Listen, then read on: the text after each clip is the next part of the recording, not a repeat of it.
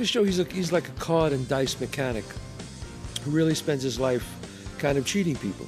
So he really has to live under the radar.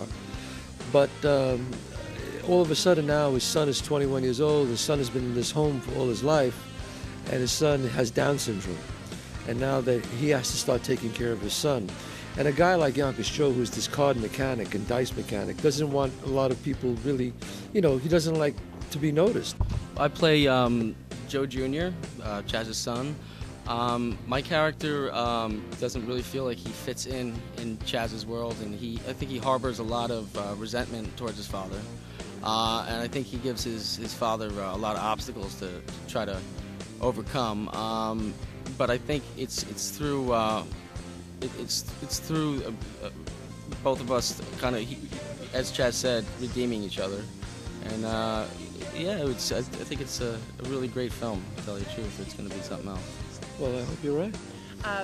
I play Janice, and she is a hustler alongside of Yonkers Joe and his on and off girlfriend.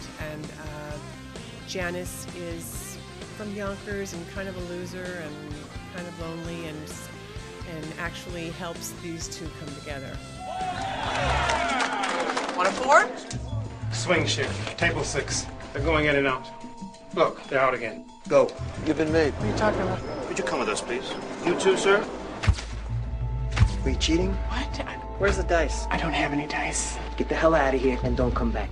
Well, a card or dice mechanic is a guy who really, the word mechanic is used, that he's like a mechanic with dice and cards. I could pick up dice and throw them and then keep throwing them and keep changing dice, and you'll never know.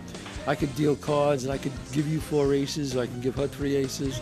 I could do anything with cards, and that's what a mechanic is. So it's like a sleight of hand, but it's like really, you can't get caught, because if you get caught, you get killed. Yeah. Because he's a guy who plays in these tough games all over the streets, the street card game, street dice game, fairs, things like that.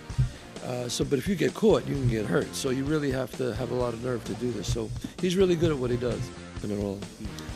What we learned in doing this film is that they have all these cameras everywhere, and they're all hooked up to this main center in the basement somewhere, where you're being watched constantly. And if you're winning a lot of money, you are really being watched, and all the cameras go zoom onto you. It's pretty well. I mean, it does happen, like the MIT guys did it, in the 80s with the, but they get to you right away. It's pretty hard. It's pretty hard to cheat the tables and things. I mean, that is hard, It can be done, but it's like we do it. And Bob devised this way to do it. So I hope when somebody sees this, they'll probably look into it too. Yeah. But it was a brilliant way to do it, how he did it with the one dice. Yeah. I hope I'm allowed in the casinos after this movie. No way.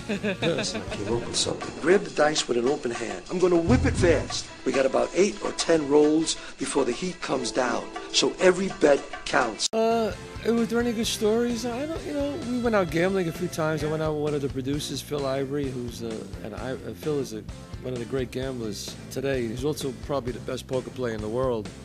And we went gambling with him, and it was pretty incredible to watch a guy who could gamble like that, who could win $1 million playing crap, And the tricks were all taught to me by the director. The director really could do the tricks, like great.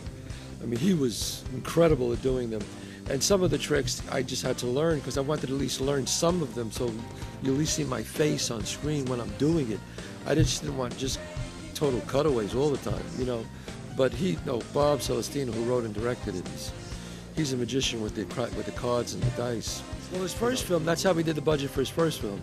His first film was $50,000, and he had $25,000. He went to Atlantic City, and he put it all on Red, and Red came out, and he walked away from the table with $50,000. That's how he made his first movie. That's an amazing story. Yeah. Let's go.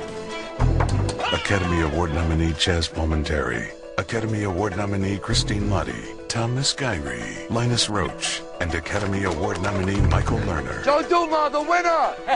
They will not sing it! Yonkers Joe.